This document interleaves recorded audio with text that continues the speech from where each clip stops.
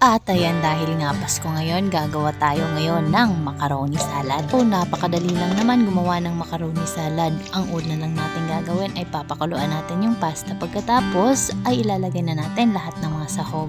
So ayan, napakasimple. Pagkatapos nga natin ilagay lahat ng ating mga sahog, syempre kailangan lang natin siyang hahalu-haluin. At pagkatapos nga nating haluin lahat ay kailangan lang natin tong palamigin bago natin kainin.